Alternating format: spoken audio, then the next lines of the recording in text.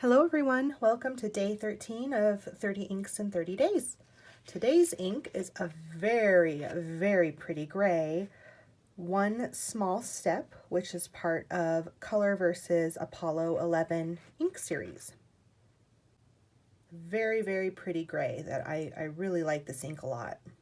And today I have it in my Esterbrook JR Pumpkin Spice. This is such a pretty pen, and even though the colors aren't exact matches, they seemed to go with each other well. And this nib is an extra fine.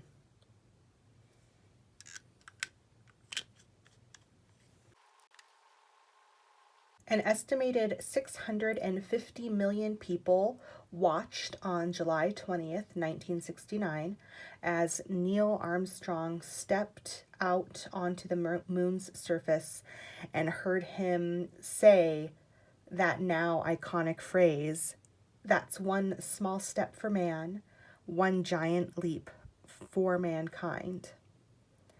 And fun fact, when he said that, he actually meant to say that's one small step for a man, one giant leap for mankind, but he didn't, but the A didn't quite make it out. And so there's been debate for a lot of years as to what he actually said or what he meant to said.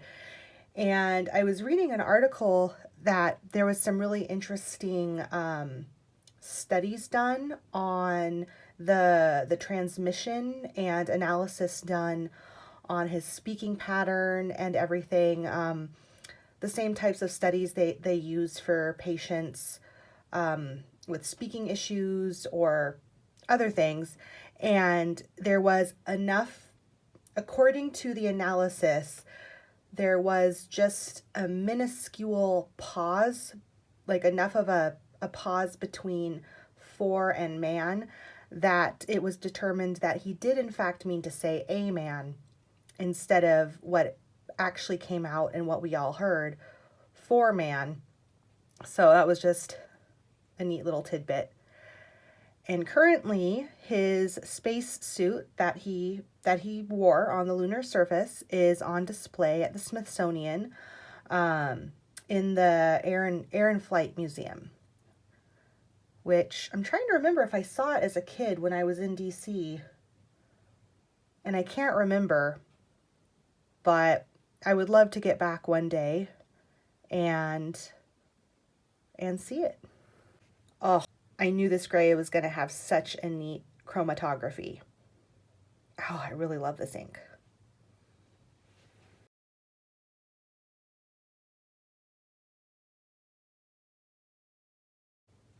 That's one small step for man, one giant leap for mankind.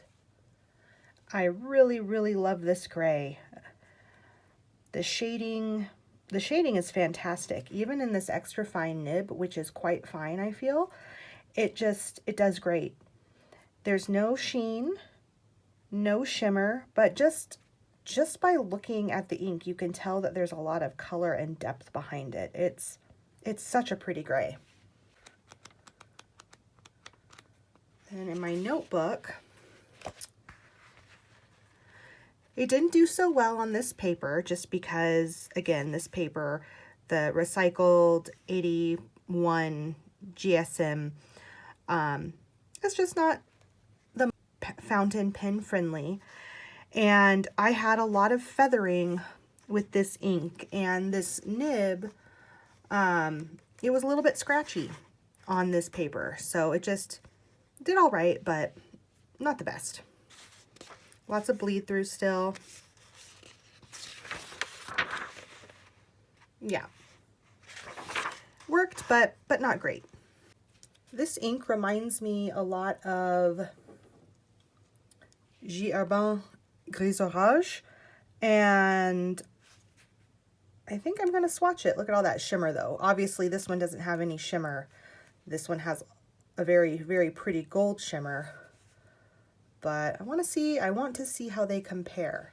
And also maybe next to Diamine Earl Grey. So let's take a quick look at that.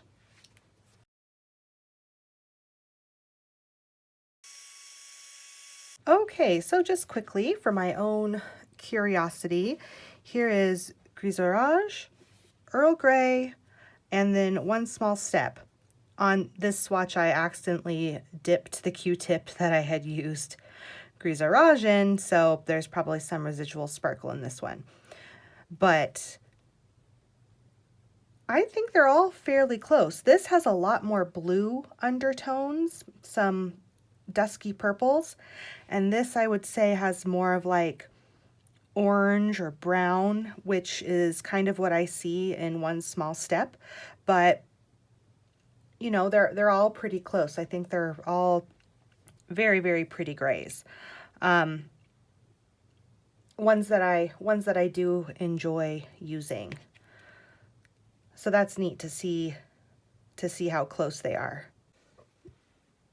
Here's one final look at that chromatography. It is just, oh, it is so pretty. There's that orange undercolor that I was seeing, but it does still have some blue.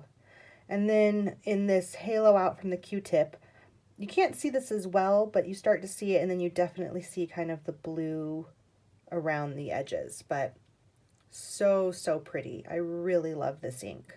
That is it for today. Thank you so much for watching, and I'll see you in the next one.